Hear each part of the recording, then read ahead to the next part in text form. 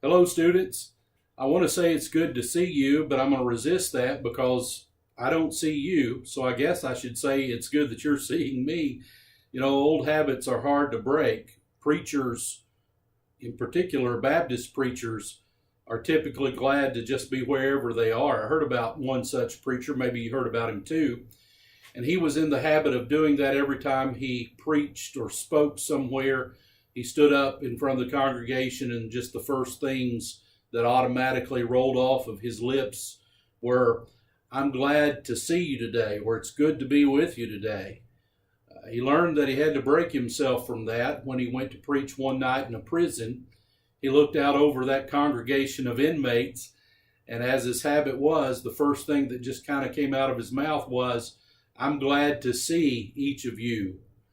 Well, that was bad enough, but listen to what he said the second time. He said, "I'm glad that each of you are here." And then it turned into a catastrophe when he said, "I'm certain that the world's a lot better place because we're all here." So anyway, a little humor to start our time together today. And it is good to be with you, guiding you through our thoughts on church revitalization. I hope everything's going well for you. Hope that as you engaged the lesson last week, you were able to watch the videos and pull off the material that you needed. Again, please never hesitate to be in touch with me. Let me say just a word about that, though. I do have a Clear Creek email address, but I don't check that regularly. It doesn't come straight to my phone and that kind of thing. So if you have a pressing need, let me encourage you to use my Kentucky Baptist Convention email address. It's alan.dodson@kybaptist.org. Or again, even call me or text me if you have an immediate need, because if you email the Clear Creek email address, it may be a few days before I see it. Today, we're going to just move forward in the things on our schedule to study. I want to talk to you in some detail in this session about leading change. How is it that you, as a church leader, pastor, revitalization worker, how can you lead through change in a church? That's a subject that I used to put later in the semester, but I reevaluated that, and it is so important that you learn how to lead through and navigate change that I felt like it should be brought earlier in the semester. So I want you to listen closely and study this in some detail. We'll be coming back to it throughout the semester. So we'll begin there, talking about leading change in the church. Secondly, today I want to talk to you about revitalization models. Hopefully you've had a chance to look at Dr. Rayner's discussion on these three models on the web address that's on your syllabus. He talks about three different revitalization models, and those three are three that you'll find out there regardless of whomever you read or research in the topic of revitalization. These three models, they may be named differently depending on the author that you read or the person you're talking to, but these are the three basic church revitalization models. I want you to know each of these three, but we're going to look at the last one in detail, and it's going to be the model that we primarily explore for the remainder of the semester. And you'll understand that in just a moment as we launch into it. So again, we're going to talk about change today, revitalization models. There's three of them, and then really launch into a fairly thorough introduction of the organic model of church revitalization. So let's begin with the big word, change. You cannot have church revitalization without change. It's impossible. If a church is statistically plateaued or on a decline, something needs to change. Now, sometimes it's just some simple spiritual dynamics, and revival needs to take place. Sometimes revival is taking place, and you need to begin to think about the methods that you're using in the church. So methodology is important. It's not as important as the spiritual dynamics, but you do have to think through methodology. So sometimes the methods have to be changed. Sometimes your style of leadership needs to change a bit for the church to experience better health and new days of growth. So we have to think about the critical area of change. So change is absolutely necessary to the church revitalization conversation. Now, this is one of those duh points. I think you already get this. You've heard it many times before, but it's absolutely true. When nothing changes, nothing changes. When leadership doesn't change, when methodology doesn't change, when spiritual dynamics don't change, then how are you going to expect there to be change in the church? Merriam-Webster in the dictionary gives this definition of insanity. You probably know where I'm going with this. According to Webster, insanity is severe mental illness, the condition of being insane, something that is very foolish or unreasonable.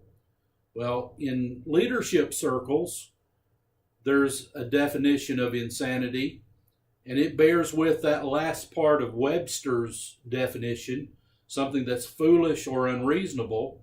In leadership circles, the definition of insanity is this: doing the same thing one has always done, expecting different results. If you keep doing the same thing over and over again, you're going to keep getting the same results. That's true in church. It's true in any other organization. It's true in your life as an individual. Some of you may be like I am, and you struggle a little bit with weight. I'm working on that personally in my life and trying to get a little more exercise and push back from the table a little bit. And I have to do those changes. If I expect to be healthier, if I expect to lose some weight, something's got to change. I can't keep doing the same thing over and over again and expect to wake up one morning and there's a lot of different results. Spiritually, you know that's true. If you haven't had spiritual breakthrough in a while, if you've not gained in your journey of discipleship, if you're not further down your road to looking more, acting more, talking more like Jesus, then something has to change. You have to take seriously the disciplines of the Christian faith. And if you're not reading the Word of God, you got to get back into it. If you're not praying, you've got to pray. If you're not fasting occasionally as the Lord leads, you've got to do those things.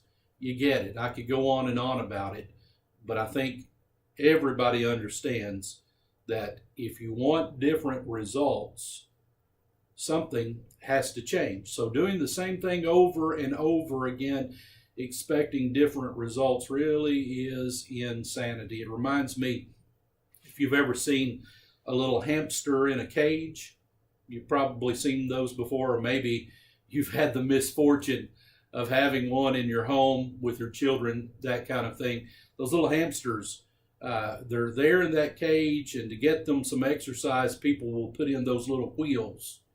And I expect you've seen that. The little hamster gets on the wheel and he runs as fast as he can. But the bottom line is, he's not getting anywhere. He is just spinning that wheel. For him to get somewhere, what's he got to do? His environment has to change. He needs to be out of the cage and out where he can run and actually move from point A to point B. You get it. When nothing changes, nothing changes. Steve Jobs you're probably familiar with Jobs. Of course, Jobs was part of the Apple dynamic here in the United States. And Jobs said this. He was a man who was given to change personally. He said, "For the past 33 years, I have looked in the mirror every morning and asked myself if today were the last day of your life or of my life, would I want to do what I'm about to do today?" And whenever the answer has been no for too many days in a row, I know that I need to change something. It's just the way it is. You know, if you want to move forward in life and you're stuck in a rut, something's got to change. And certainly that's very, very true for the church. You won't experience revitalization in a church when nothing changes. You'll just keep getting the same results. So the necessity of change, but there are some truths about change that we need to be reminded of. This is not rocket science. You get these things, but in thinking about change, let's review them. First of all, by nature, people resist change. Now, there are some people in life who are a little more ready for change than others, but by and large, most people really do resist change. Some of you are changing right now, and it's a little uncomfortable for you. There are some of you that this is the first academic study that you've done in a while, and so you've had to change some habits, and it's a little uncomfortable. And some of you thought long and hard before you started into this program or into a college degree, and it's come with a price because you've had to change. Some of you have changed locations, but you've made necessary changes to engage what you're doing right now, and it's hard. Let me just tell you this. In all of the organizations of which I'm aware, often change is most difficult for church people. Church becomes a different thing than often it ought to be, and you understand that. Sometimes people have a way of holding on to the past based on their experience in church. Think about it like this. A lot of things change in our lives, and we can't control those changes. The way we communicate, it has changed. Some of you that are my age or maybe even older, you've seen all the different styles of communication come and go, from party line phones to private phones to cell phones to text messaging and email. And it's been a challenge just to keep up with that change. But the bottom line is there's nothing you could do about it because the world is changing, society and culture is changing. And if you want to be relevant, if you want to be active, you've got to keep up with some of those changes, and there's nothing you can do about it. So the point is, a lot of people think, you know, change is happening all around me and I don't like it, but the one place I can speak my mind is in the church. I can control what's happening in my church, and this is the one place I want to come, and I want it to be a place of stability. Don't want things to change.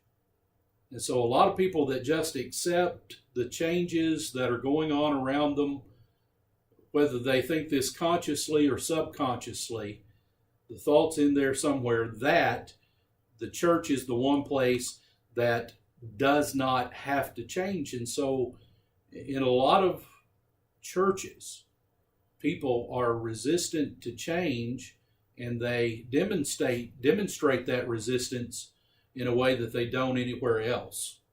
You know, when things change at school and you're a student, you have to just suck it up and deal with the change. When things change at work, and you're an employee, if you want to remain gainfully employed, you just have to deal with the change. So again, a lot of people dig their heels in and they say the church is that place, that's sort of a bastion of peace for me, and I am not going to deal with change in the church. So people are resistant to change just by nature. So this next point becomes very important. How you as a leader introduce a new idea or change to a church will likely determine whether or not the church will accept it. So you have to think about how you implement change and introduce new ideas. Let me stop here for a moment and dwell on this. You've seen it, I've seen it over and over again. A lot of church leaders, pastors, and others get into much trouble in the church because they know that a change needs to take place, and they just, as a committee of one, make the decision that change is going to happen. And without thinking through a strategy of how they're going to introduce the change and implement the change, they barrel forward into it just to find out that people are extremely resistant. And the idea, although it may have been good, it just falls flat because they didn't think of how they were going to introduce the change. Now, some of you may have seen this as well, but I can promise you, believe it or not, I've seen it over and over again. Sometimes churches even split because the leader doesn't introduce and implement change well. So we've got to talk about how it is that you get a vision from God and you understand what needs to be changed in the church, but then you plan through the implementation, the introduction of the change, and you do it very, very wisely. See this up front as you think about introducing change to a congregation. Change that is divorced from vision only leads to frustration. Let me say that again. Underscore this in your notes, put a star on it, circle it. You need to get this. Change that is divorced or absent from vision, or the vision's absent from the change, it only leads to frustration. We've already set the case here. People don't like change by nature. They're afraid of it. They don't want it. And so if you go into a church and pull the rug out from the people without explaining to them how this change is going to lead to a preferred future, then all they're going to be is frustrated. You've seen it over and over again. I've seen it. The leader goes in, implements change, and never explains why it's necessary. So change must accompany the explanation of a vision and how that change is going to lead to a better future for the church. So I would say this: never ever implement a change without explaining how the change will help usher in a preferred future. Just don't do it. Do not implement a change. And I know what some of you are thinking. You're probably saying, well, Alan, this is just very simple change. It's not any more than a hill of beans, so to speak. But I'm telling you, something that might be very simple to you, and in your way of thinking, something that you get, something that you don't have to pray further about, you get it. For other people, it may not be that simple. And when you change it and you've not explained how it ties into a more comprehensive vision and how you're going to lead it and how it's going to usher in a preferred future, It's going to cause frustration. It's going to cause consternation. And I would strongly encourage you to never be foolhardy about that. Don't do it. Resist implementing change until you have prayerfully and carefully thought through a strategy for introducing change. So friends, get these things down. Learn them, embrace them, because I promise you, if you start implementing a series of changes in your church without thinking through these issues, you're going to be in trouble. And I don't want to see one of you go out and be in one of those situations where the church doesn't do well, or even worse, where you're not accepted as the leader and you have to make a decision about your future and your ministry because you've not thought through how to implement change in the church. So I want to give you some rules of thumb that Dr. Gary McIntosh, now you're reading McIntosh and there's hope for your church, and part of that was assigned for you to read through for today's lesson. And the way he presents it in There's a Hope for Your Church is a little bit different than the way he and Chip Arn present it in a book that they co-wrote that's entitled Rules of Thumb That Every Pastor Needs to Know. And so I'm going to adapt their material from the Rules of Thumb book and present it so it will sound just a little bit different than what you're reading in There's Hope for Your Church. But bear with me through this. And as I've told you before, your reading is there to supplement what I'm teaching you in the videos. So when it comes to quizzing and testing and what I'm going to hold you responsible for, it's what I share with you in these presentations. So let's talk about these rules of thumb for implementing change in the church. I want you to think through the adopter's rule. And what the adopter's rule tells us, and I'll explain this further in a moment, is that there are different ways people adopt new information. And there are different groups within any organization of how people deal with change and people adopt, again, new information. So you find the people who are more open to change, you better identify them and you work with them. And this will become more clear as we move forward through the lecture today. But adopter's rule: find and work with the people who are more open to change.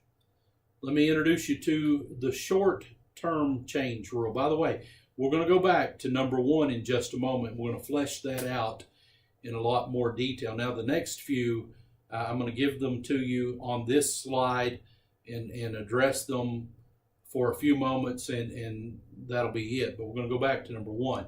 But the short-term change rule. This is a way you can introduce a change, your idea, as a short-term experiment rather than a long-term commitment. Now, some of you who are maybe a little younger and you've not been a part of all the changing dynamics in the local church over the last few years, you may laugh at this. But believe it or not, and there's probably a few of them still out there, churches at one time really struggled with the idea of putting video screens or that kind of thing up in the church, projection. And so I knew a pastor that felt convinced that with the way they were moving in their worship services several years ago, that they needed to put up video screens and projection in the church. And he was in a very traditional, kind of a downtown county seat, First Baptist type church. And he knew that it wasn't going to go over well just to do that abruptly. And so here's what he did. He did a series of sermons for which he incorporated a lot of video. So there was video illustrations that went along with his sermons for a period of about a month. And so he told his people up front, I'm going to rent a video projector and a large screen, and as I preach this series for this 1 month, we're going to use this for illustration purposes. And so that's what he did. You know, his goal was to have permanent screens in the sanctuary and to make that change, but to introduce the idea, he said, we're going to do this for a month. And I think you can see where this is going. They did it for a month, and people, even those that he thought would be very resistant to it, they liked what he did. They saw the value in it. And then as the month went, they started using it for other things, like rolling announcements before the service started, and did maybe a song or two with the screen. So I think you get the picture there. Rather than jumping in all the way, he said, let's experiment with this. Let's try this for a month. And that was a way he could implement that change ultimately long-term through a short-term experiment. Now, it doesn't have to be with screens or music. It could be a lot of different things. Maybe you're in a church that needs a new service and people are reluctant to it. In fact, I heard a war story just the last few days of how a pastor launched a new service and actually did pretty well, but all of a sudden people started going to that service, and some of the people in the other service said, we miss seeing them, and it caused some confusion. And maybe if he had done it, temporarily and tried it, so to speak, for a while, perhaps it would have been received better than people just thinking this is the change and this is the way it's always going to be. So you get that. Sometimes you can implement a long-term change by using a short-term experiment. Number 3, the means to the end rule. Sometimes you need to think about introducing a new idea as a way to reach an already agreed upon goal. So you have a goal in mind. Maybe, for instance, it's a goal of stewardship, and maybe stewardship is weak in the church, and to do better in stewardship, maybe you have the vision of using a mail-out envelope system. Perhaps you could try it for a quarter of the year and say, this is a new idea we have. We already have the goal in place that we're going to be stronger stewards this year. And you've agreed on the goal, and now you're implementing something that's going to help you reach that goal. So the means to the end rule. The soliciting enhancements rule. In other words, to get support for your new idea, you're asking them to help you improve the new idea. So you've got the thought, you basically understand the change that needs to be made, but you're asking people to share their own ideas. And man, it's an amazing thing what happens when they have a good idea and it bears with your good idea, and you can say, well, hey, we're going to do this. We're going to try this because it's not just my idea, but do you remember Johnny the other day? He mentioned this as a possible way to do things, and so we're going to use his idea. My father's a retired Southern Baptist pastor, and I remember one particular church he pastored, and he said this all through the remainder of his ministry. He said the only way he could implement change in that particular church was to draw it out of the people as their own idea. Now, here's the way he put it. He said, I had to make them think it was their own idea before I could implement the change. It's soliciting enhancements. Number 5, use the discontentment rule that says to increase the likelihood of adopting a new idea, sow seeds of discontent. So I think you basically can understand that at face value. You just have to say sometimes, folks, we can't be happy with where we are. And we certainly can't be happy with where we're heading. So to improve this, to be better, we've got to think about a new idea. And so you introduce that idea as people really don't like the option that's ahead of them, or even the place where they find themselves now. So those are 5 basic rules of thumb for implementing change in the church. Again, I've adapted that from Drs. McIntosh and Arnn. And I want to go back, as I said a moment ago, to dealing with that first rule, the adopter's rule, because I think this is absolutely important when you think through a strategy for change in the church. And what does the adopter's rule tell us? It says this: you've got to find and work with the people who are more open to change.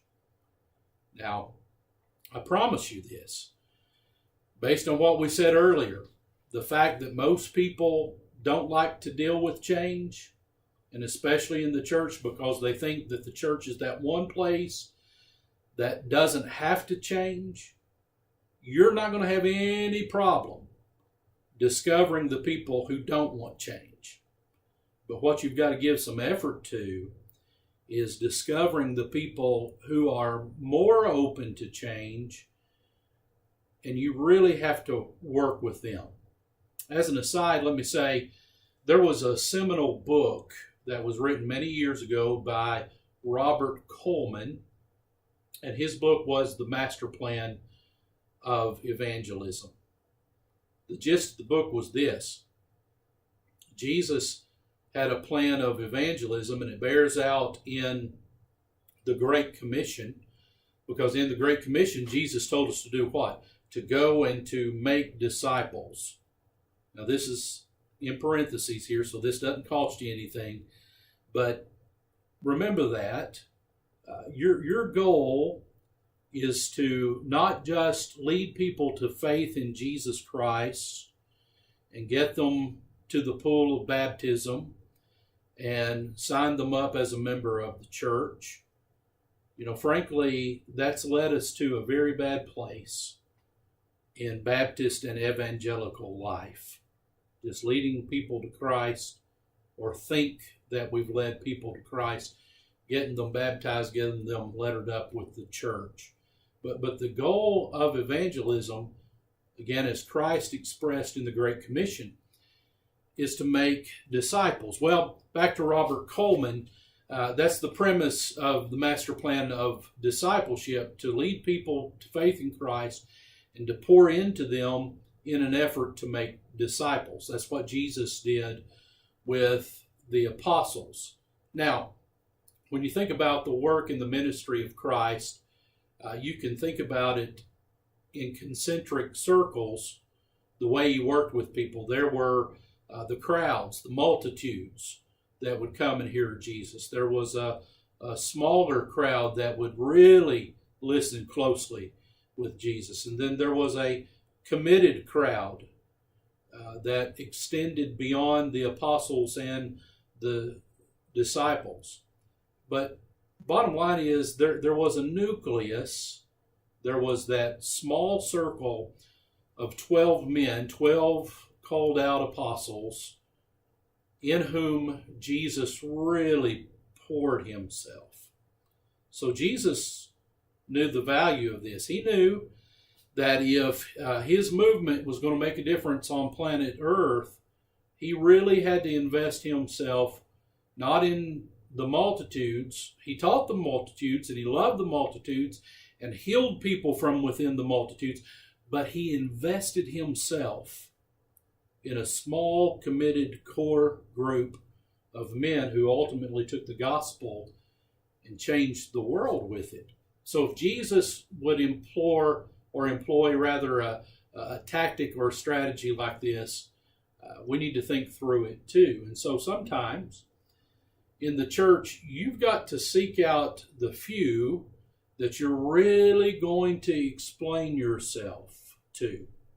Those people to whom you're going to give all the details. Those people to whom you're going to share the grand narrative of where the church is now, where you see the church going in the future, and how you're going to build a path to get there.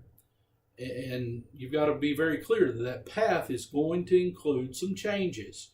So rather than at the beginning dealing with just a few, a crowd, many of whom will not get the necessity of change, you find those who are ready for it, who are more open for it, and you invest yourself in them.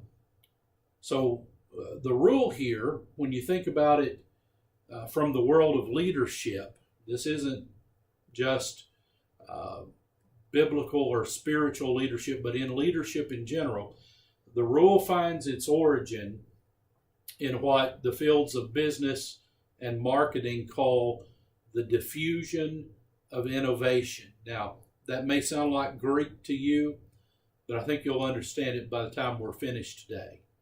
So the diffusion of innovation. Here's what I want you to see. There are predictable responses when any organization or people group are confronted with new ideas. So this isn't overtly spiritual. It's human nature type stuff. This is just leadership in general. And what I'm about to lead you through here, you can put it to use in the church.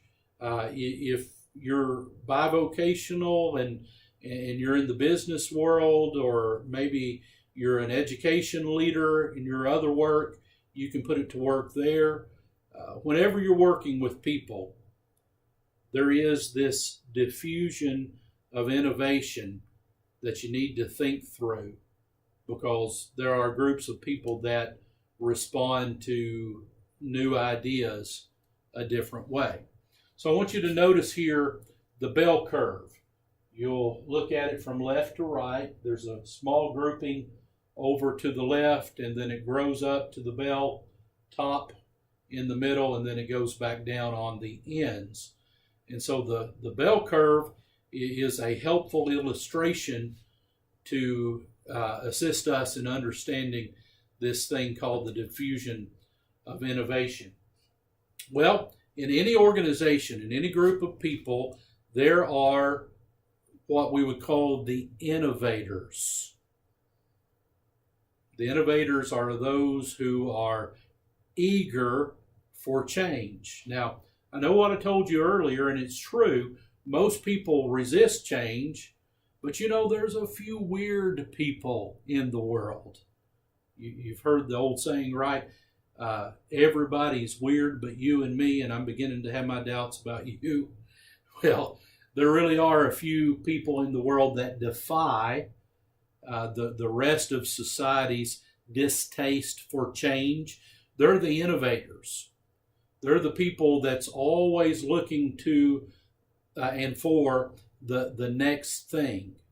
And so they're chomping at the bit for change and to see the next thing that's coming along. And then right after the innovators, the next group of people are what we call the early adopters. Now, they're not the innovators again. They're not the people that are looking for change, but they're the people that when they see the value of change and they see how life can be better with the change, they're very quick to move on. But just beyond the early adopters is this large middle group of people that we call the middle adopters. They're a far cry from the innovators, and they're a step beyond the early adopters. These are the people that when they're convinced, now hear what I just said, they're convinced that a new idea is a good idea, that it's going to work, that's going to make their life better, or in the realm of church leadership, it's going to lead to a better state of health for the church. When they're convinced of those things, then they're ready to grasp the idea of change and embody it and move on with it. Then as we start to go back down the bell curve, after the middle adopters, you have this group of people called the late adopters. Now, it's just like the middle adopters. This group of people, they have to be convinced that the change is good, that it's necessary, and that it's going to work. But the bottom line is they're not going to be on board with it until they see some of their middle adopting friends grasp it and consider it a value. So the late adopters, and then in the red all the way over on the other side of the bell curve, are the never adopters. There are people who are just never going to get it. There are those who live for the status quo. They can't see beyond it. They don't want to see beyond it. It is what it is, and they're going to reside there for life. These are the people who always cry about the good old days, and frankly, they would rather go back to some inconveniences than to live in our modern world. Let me give these to you as percentages all the way across the bell curve. The innovators will make up about 2% of any organization. It's true for the church. About 2% of your people will be innovators. Now, what does that mean? If you're in a church of 100, 1 or 2 people will be innovators. Not many. Just a few people. I said that wrong. In a church of 100, in a church of 10, it'd be 1 or 2 people, but in a church of 100, it'd be maybe 10 to 20 people would be innovators. The early adopters make up about 18% of the church or any other organization. This big group in the middle, again, we call them the middle adopters. They make up around 60% of any organization.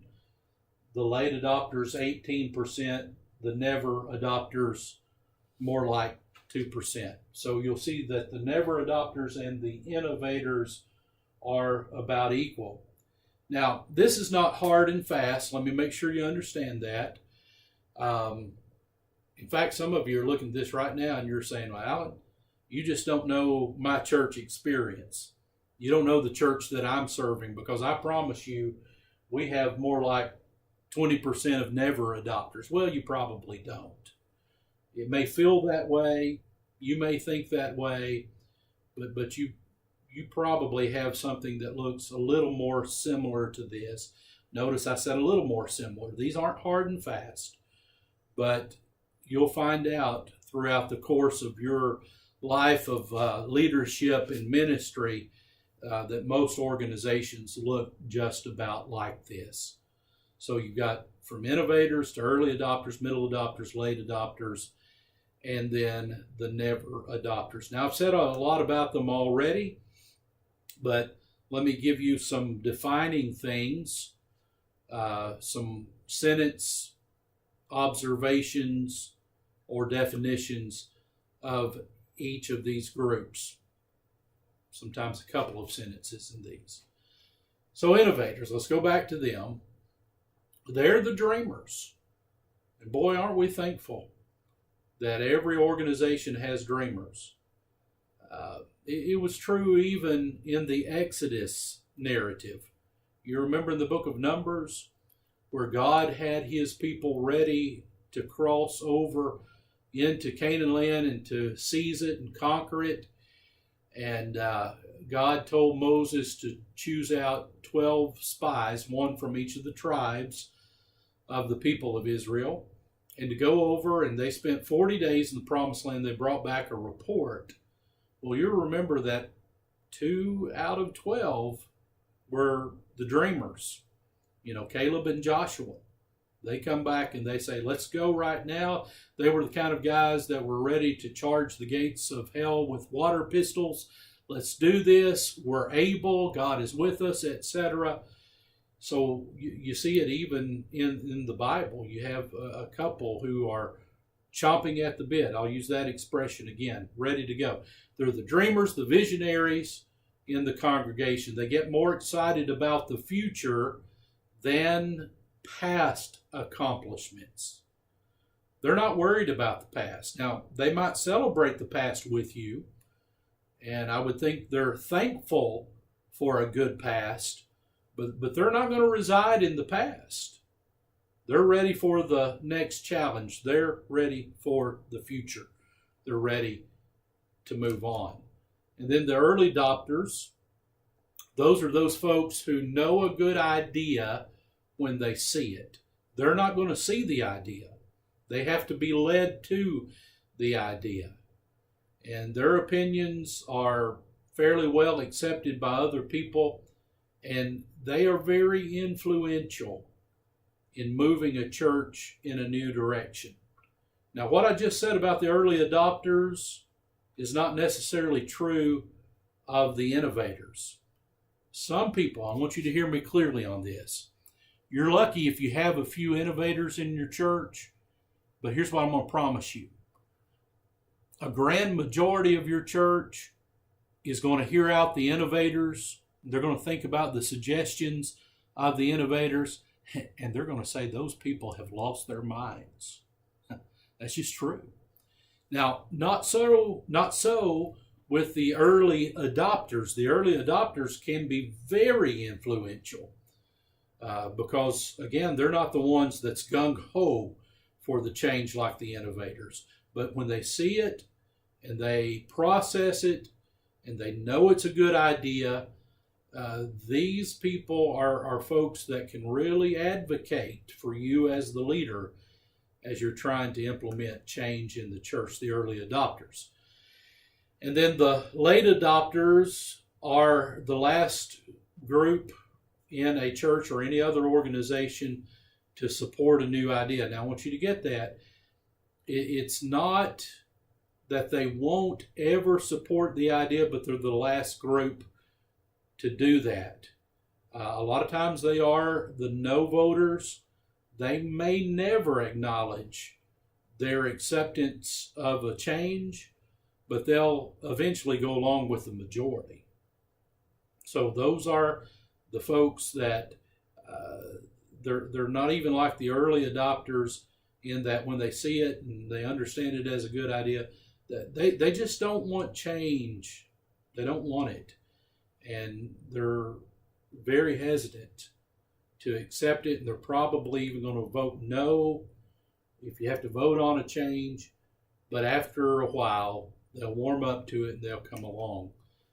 But then the never adopters are those people, you're told not to say never. So we'll just put it like this. They rarely accept new ideas. Now, God can work in anybody's heart. And if it's God's idea and it's spiritually wrought, then even the never adopters can be moved along by God. So make sure you understand that.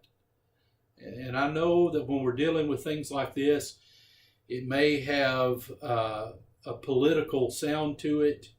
Some of you are probably thinking, well, Alan, you're teaching us how to do politics in the church. No, I'm not. I'm teaching you how to deal with reality in the church. But let's understand this. Let's not remove the spiritual dynamics from it. God can do anything with anybody. And if the never adopters have open hearts to the Lord, even they can be moved along and be changed, but they'll rarely accept a new idea.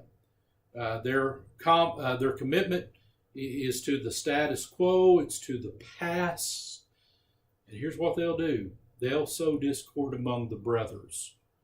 They sow discord when changes are made, and often they'll leave if they can't garner a following. So, never adopters, we call them that. We're not supposed to say never, but it's highly unlikely that they're going to embrace a change, and they will fight against the change in the church or any organization. So hopefully by this point in the conversation, there's a little bell going off in your mind and in your thinking, and you're beginning to see this. Those middle adopters, that big group of people on the bell curve that's in the middle, they are critically important if you want to introduce change to your church or organization. Why? Because, frankly, they make up the majority. They're the biggest voting bloc. Again, I know that sounds overtly political, but in the Baptist Church, we do that. We vote on things. We are churches that embrace a congregational style of church government, which means the congregation makes decisions together, especially about the big things in the church. So, the middle adopters, you better learn how to work with them, and you better learn how to move them along if you really want to make a difference in the church. Again, they tend to react to the ideas of others than initiate their own. Again, innovators, they're going to be the initiators, the early adopters, and please understand me, there's some gradients there. There are folks that would be on the front end of early adopters that would have a little innovation in them, and they would even think up new things and new ideas, but never the middle adopters. There I said never again, but highly unusual it would be for a middle adopter to come up with an idea on their own. They're going to react to ideas, either good or bad, but the idea is going to be out there. It's going to be introduced, and then they're going to take some time to react to it. So regarding a new idea, they'll deliberate, and sometimes they deliberate and deliberate and deliberate. This is where we get, the old adage about a Baptist committee. You've heard it before. If you want to ensure that a good idea in a Baptist church gets killed, give it to a committee. Well, there's some truth to that. And why is that? It's because this group of middle adopters, they make up the majority of the church. And so in any of your teams, in your leadership structure, if you use a church council, deacons, you're going to have more middle adopters than anything else. And they're going to think about it. They're going to deliberate on it. They're going to want to see examples of how it works and how it might not work. So they have to do all those things. And ultimately, they'll get to a point where they determine whether or not they'll buy in. So those middle adopters, they've got to touch it, feel it, think about it. You can even see this in general public. Think about, for instance, Amazon. Now, Amazon does really well now. And some of you use Amazon. I use Amazon. But there's a group of middle adopters that just in the last year or so has started using Amazon because, they wanted to go to the store. They wanted to search it out. They wanted to see it, feel it, experience it, and then make up their mind whether or not they were going to buy it. And so it's very difficult for them to read reviews online and see a picture online and then otherwise sight unseen order something and let it be shipped to their homes. Finally, as they've talked to more innovating and early adopting friends and they saw their friends having good experiences, they've kind of got into it later in the game. So they deliberate, they think, they want to be convinced, and then ultimately they buy in. They are more inclined to maintain the status quo. Now, why is that? It's because of what we said earlier. People in general are resistant to change. That's just a rule. People in general are resistant to change. Therefore, the middle adopters, which is the biggest group of people in the church or any other organization, they are going to be inclined to maintain the status quo.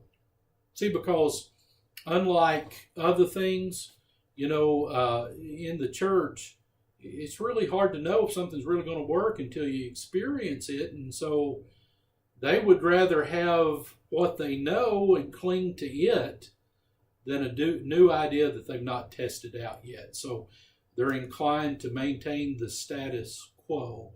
And get this, you need to get this as you think through this whole diffusion of innovation. They are, last of all, more easily influenced by those opposing the change than those supporting the change. Underscore that, mark that, put a star beside that, get that down. The middle adopters are more influenced by those who oppose the change than those who support the change because of all the reasons I said a moment ago. People basically don't like change. So they're the biggest voting bloc. They make up that big group of people that really have to be convinced. And so there they are, the middle adopters in the middle. You've got those few innovators and the early adopters that's trying to pull them along. But at the same time, you've got these late adopters to never adopters that's trying to pull them back the other way. Hear me very clearly. When it comes to implementing change in any organization, and it applies to the church, the battle is for the middle adopters. Now, again, the battle is the Lord's, and the battle is for the right and what God wants done in the church. But when you think about those people, you've got to convince the middle adopters. So how do you work with all this? Let's kind of put these thoughts together as we think about all of that bell curve, that diffusion of innovation. You've got to realize when you deal with change that not everyone will be happy. Just true. Now, let me get very transparent and personal with you for a moment and tell you that this has been a very difficult thing for me as a leader. Because in my core, I'm sort of a people pleaser. Now, I mean this, I want to please God more than people. But I want people to be happy. I want people to like me. I want to be someone who brings people along and wants folks to be happy. And I'm telling you, when I was a younger pastor and church leader, literally, I mean this literally, I would spend nights where I couldn't sleep worrying over people who weren't happy. And I wish I had just accepted this years ago and used it in my leadership strategies. You cannot make everybody happy. You just can't. And so, in the church, where we have so many that are declining or at best they're on a plateau and they desperately need change, get it down. When you lead through change, not everybody's going to be happy. And some people will leave. Some people will be detractors, but not everybody's going to be happy. Get this, innovators, when you think about that bell curve, You've got your innovators over here and your never adopters over here. Innovators and never adopters are on a collision course. The innovators, they would have changed 10 years ago. The never adopters don't want to change. And so you've got to understand that those two groups of people are really on a collision course. Early adopters get frustrated with the late adopters. So you got the ends of the bell curve on a collision course. The early adopters, the late adopters, they don't sometimes get along because the early adopters get frustrated and say, why can't you people see this? Why can't you get it? And so it's best to get the conversations on the table early. You understand what I mean by that, I hope. It's best for you to explain the change, for you to work through the diffusion of innovation, be mindful of these groups, get the conversations out there, work on them, solicit those who are going to advocate for the change. Be smart. You know, Jesus told us to do what? To be harmless as doves, but to be wise as serpents. So let's be wise enough to learn how to work with people. Accept the fact, this goes back to what I said earlier, accept the fact that some people will leave, but also accept this fact. You'll lose people if you don't change. Now, I want you to think about this and give this serious thought. Some of you who may have a personality a little bit like mine, and you're basically a person that likes people to be happy and be pleased with you and that kind of thing. Don't let that attitude win the day, because here's what's going to happen. If you're in a church or an organization that desperately needs change, and you don't work toward the change, and everything just stays the same, who do you think you're going to lose? You're going to lose those innovators, and you're going to lose a lot of those early adopters. And if the church is going to have hope, and if it's going to have future, listen, you've got to have the innovators, and you've got to have the early adopters. You don't want to be stuck in a situation where all you have are middle to late to never adopters. And then ultimately, people are going to leave, when work calls for them to leave, or when the Lord calls for them to leave and calls them home. So people are always going to be leaving the church.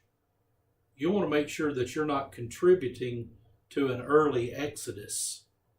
So think about that and wrestle with that. Get that down. You're going to lose people if you don't change. So don't ask, what can we do to keep the dissatisfied from leaving? Now, in saying that, let me give you a word of caution. I am not telling you to be the proverbial bull in the china shop. And I've spent a lot of time today already telling you to explain vision and make sure you don't lead toward change until they understand the vision and they see a preferred future. But after you've done those things, let's just trace the steps here. You've heard from the Lord, and you are convinced of some changes that need to take place. And then there is a group of people that are convinced with you. So there's that safety in numbers, so to speak, as the Lord is moving and working in hearts.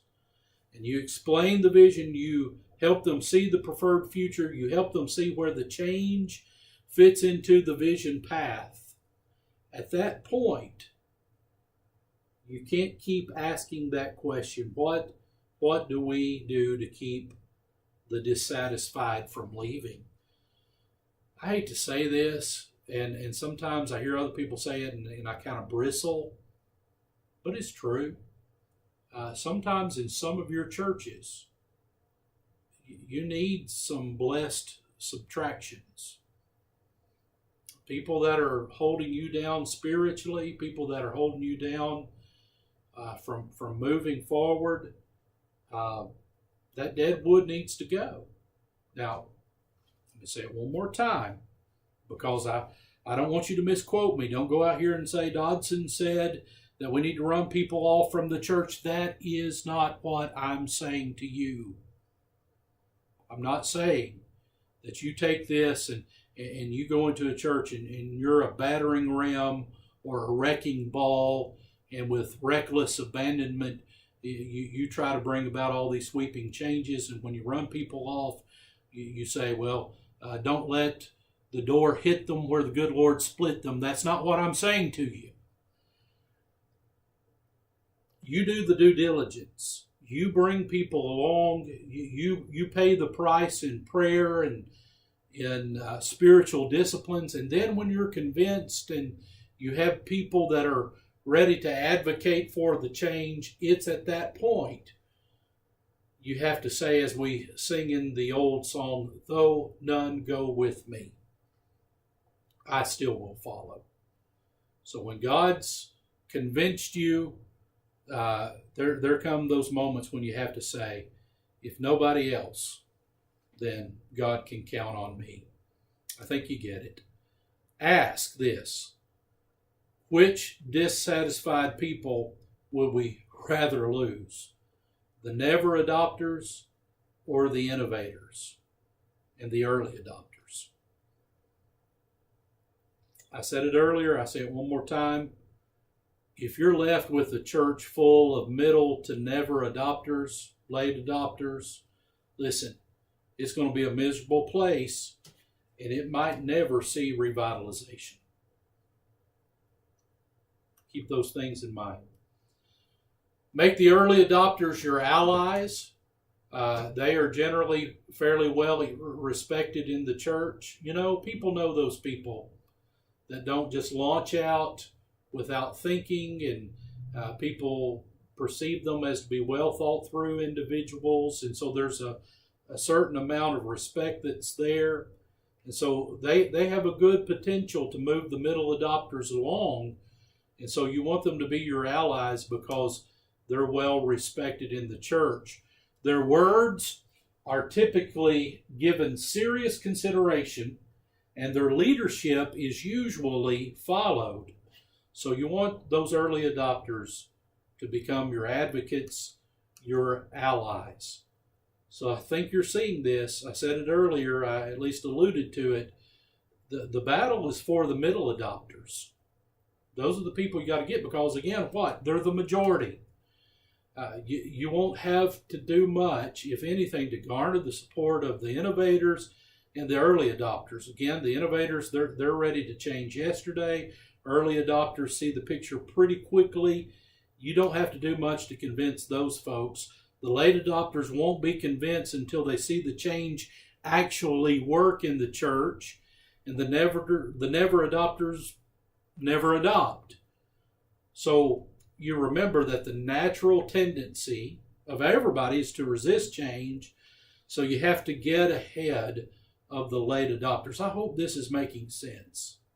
You get ahead of those late adopters because you don't want them to win the day. And you certainly don't want the never adopters to win the day. For the middle adopters to vote against the status quo, they have to be convinced of a preferable future or a vision for the church. Folks, what I'm sharing with you is critically important. Now, in my other work, in my day job, so to speak, I work with about 500, just under 500 churches here in the South region of the Kentucky Baptist Convention. And I got to tell you, I see leaders make this mistake over and over and over again. It's the mistake of not thinking through how they're going to implement change.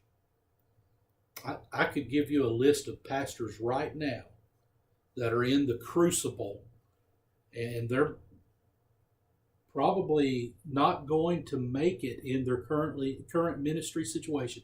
And it's not because they're bad people, and it's not because they don't want to do good things, and it's not because they don't want to reach their communities. They do. But the reason is they haven't thought through how they implement change.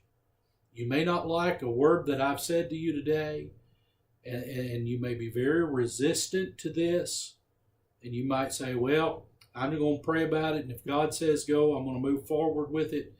Well, again, God calls you to be wise. God calls you to be a good leader.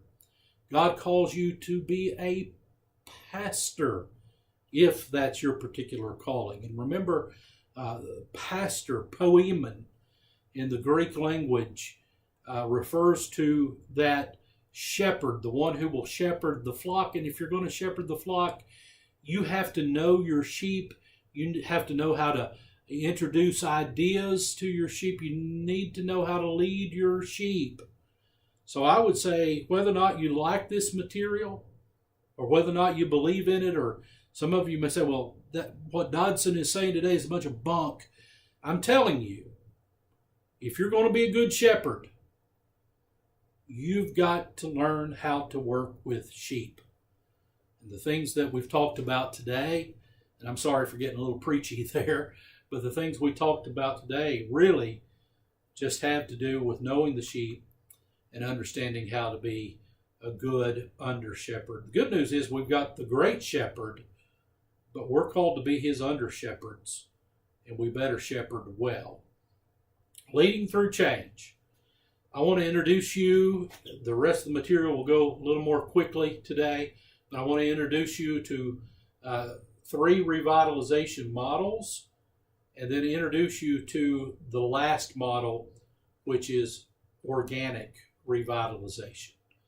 Well, if you had a chance to look at Rainer's writing, I gave you the internet address for that. If you've not, you might want to just stop the lecture here, press pause, and look at this first so that you have the reference. But Dr. Rainer talks about 3 basic types of church revitalization.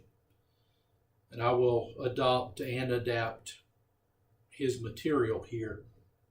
The first one is acquisitional revitalization. It's simply where a church acquires, there's where you get the word acquisitional. The church acquires the existing church in need of revitalization.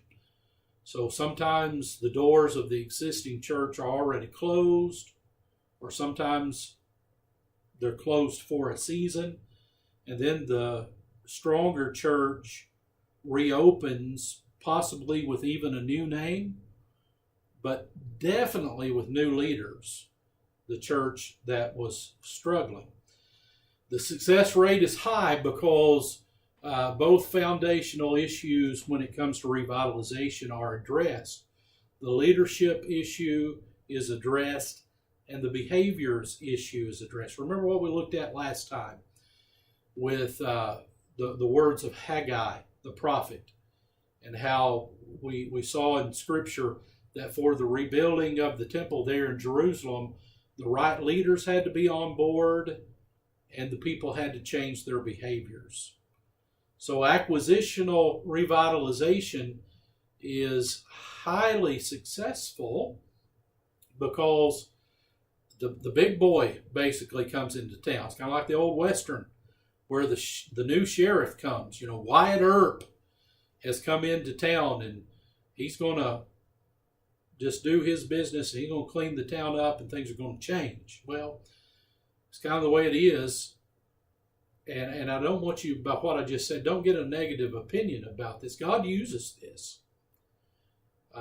There are churches that have done this, and they've been, again, highly successful. But it's where the stronger church puts in place new leadership and new behaviors. And so, according to Rayner, the estimated success rate is 90%. Acquisitional revitalization, to summarize it simply, strong church takes over the weak church and they infuse it with new leadership and new behaviors. Things change. Acquisitional revitalization. A second one is covenantal revitalization. And that's where the existing church, led by an objective person, often an outsider, agrees to make some significant changes. Sometimes this really works when a church is going through an interim period between pastors. In fact, I have friends who do this work.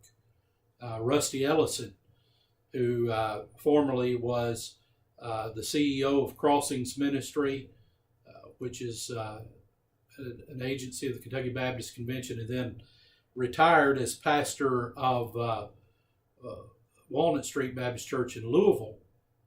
In his retirement, or quote unquote retirement, he's awfully busy, so it'd be hard for me to say he's retired. What Rusty does is he'll come to a church and they'll put together a covenant of up to a year, sometimes a year and a half, and he is going to lead through some of these significant changes ahead of a new pastor coming down the road.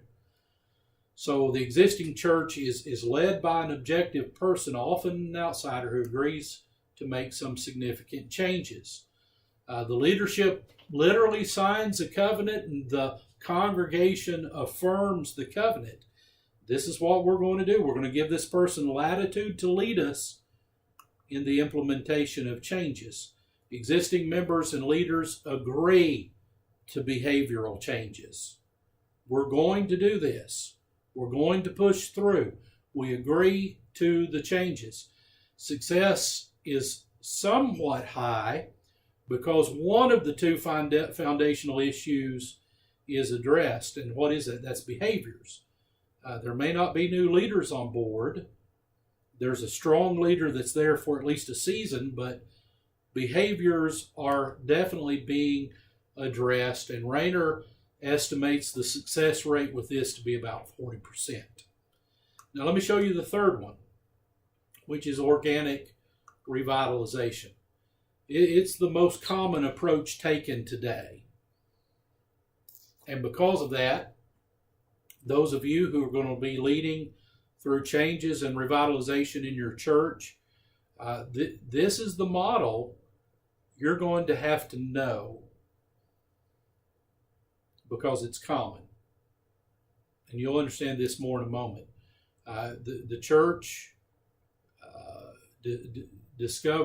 deals with and discovers symptoms and works toward spiritual change. The leadership transform themselves into revitalization leaders, beginning with the pastor. So you're addressing those foundational issues. Leadership is being transformed. The symptoms and the change necessary is being addressed. Church develops fresh vision and vision path. New methods are employed. Failure rates. Now this is where I'm going to put a twist on what Dr. Rayner says. I'm going to say that failure rates are high if neither of those two foundational issues are addressed. I'm not quite where Rayner is. I think that organic revitalization can work if those two things are addressed. If the leader, if he's not already, he makes up his mind. In other words, he draws a line in the sand and he says, as of now, I'm walking over that line and I'm going to be a revitalization leader. I'm going to be a catalyst for change. I am not going to accept the status quo any longer. I am going to move forward as a leader. Now, let me be very clear about this. If you've been in a church for a long time, that's going to be a lot harder. And what I mean by that, if you've been in a church for over 5 years, 10 years, or even longer, you've established a pattern. And the people know who you are. The people can predict where you're heading as a leader. All of those things are true. And so if you change yourself, often people will say, boy, something's wrong with this guy. He is not who we have learned him to be. And so often it's hard to do this if you've been in a church for a long time. If you're relatively new in a church gives you some latitude. Depending on the church, it might give you a honeymoon period of up to a year or more. And you're learning the church and you're studying the dynamics of the community, etc. And then you begin to lead toward change. Often that's okay. But I hope you're hearing what I'm saying here. It's difficult if you've been in a place for a long time, sort of to reinvent yourself, but it can be done. So if leadership changes and that leadership leads to the acceptance of new behaviors and values, then organic revitalization can occur. I've seen it occur. I've seen it happen. So this is your option. Let's, again, be very clear about this. If you're already in a church that needs to turn around and God has called you to stay at that church, then right here is your only option. They're not going to get a new leader if God's called you to stay there. So here's your option.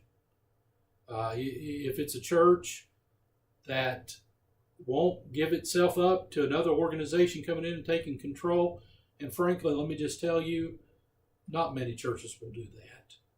They have to get very desperate to the point that they can't find a leader and pay for a leader and those things before they'll ever do that.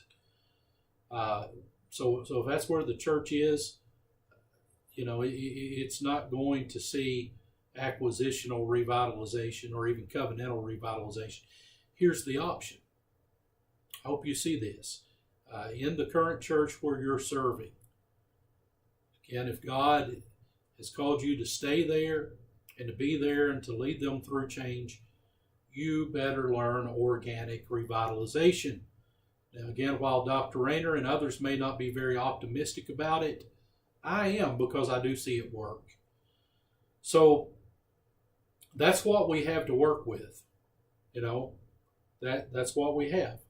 Now, some of you may be in between, or maybe God hasn't even put you in your first church yet.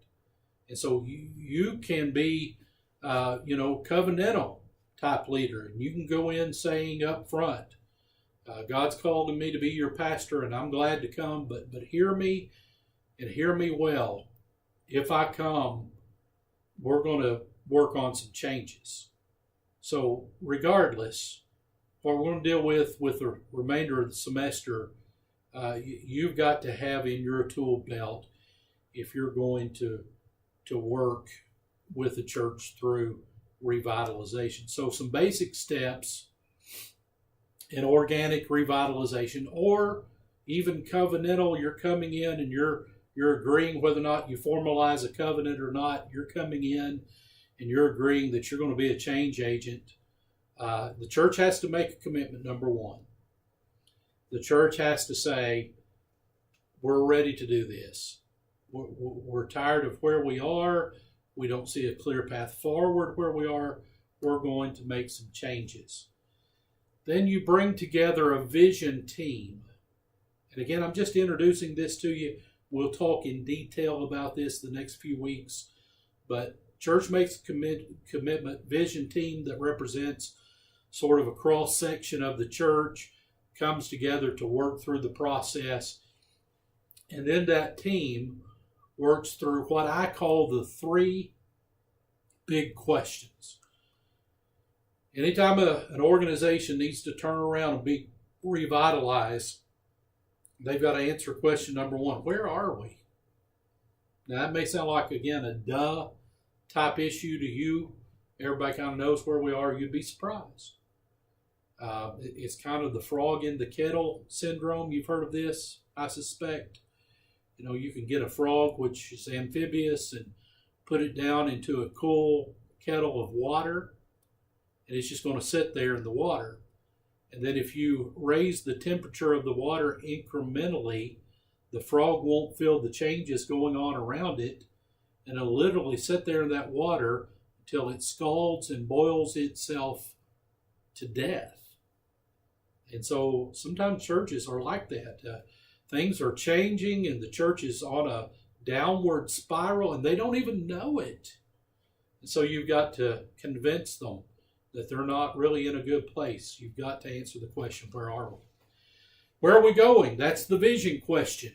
Where are we is the current reality question. The vision question is, where are we going? What's God's preferred future for this church? And remember what we said earlier, before you can deal with change, you've got to paint a pretty picture of where you see the church going if they implement the change. And the change is all about that third question: how are we going to get there? What's the vision path? How do we start where we are at point A and end up here at point B? What's that vision path that's going to take us along the route? And then number 4, the church prepares itself spiritually to receive the team's report. And so church has made the commitment. The vision team goes to work. They work through the 3 big questions. They put that in a package that they're going to bring back to the church. And then the church literally votes to receive that report and implement the report. So it's approved by the church. And as I already said, they implement it. The plan is engaged. So those are the basic steps in organic, and I use that as the title for this slide, but also in covenantal revitalization. You've got to deal with these things. Now, in acquisitional revitalization, it's different in that strong organization is just coming in. They don't really care where the church has been, but that church basically is closed. It's died to itself. And the stronger work is going to take it over and move forward. But in the other 2 methods of revitalization, these things must be dealt with. Where are we going? You do that through church-wide, where are we? Church-wide assessment.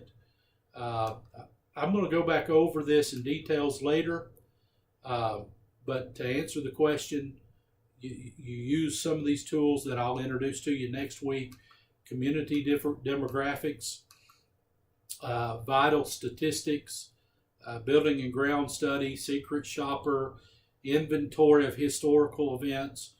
Again, I'm just introducing this to you. We'll go over all of these in detail in the next few weeks, but these are tools that you use to answer the first big question, where are we? Second big question, where are we going?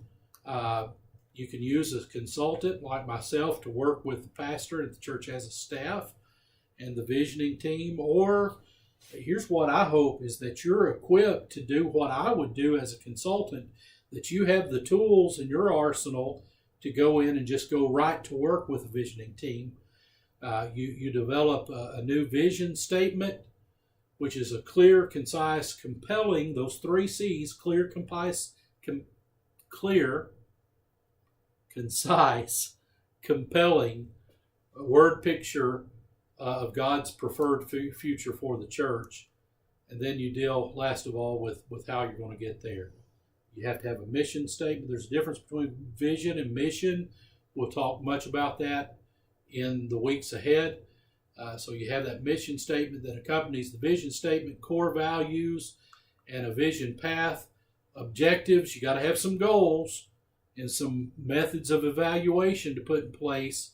And you put those in place for a period of up to 7 years. You know, this is long-range strategic planning. That's what we're talking about. But you've got to evaluate the methodology you're putting into place. You can find out that it's not working. You have to come back and do something else. We'll talk all about these things. Again, I'm just introducing it to you.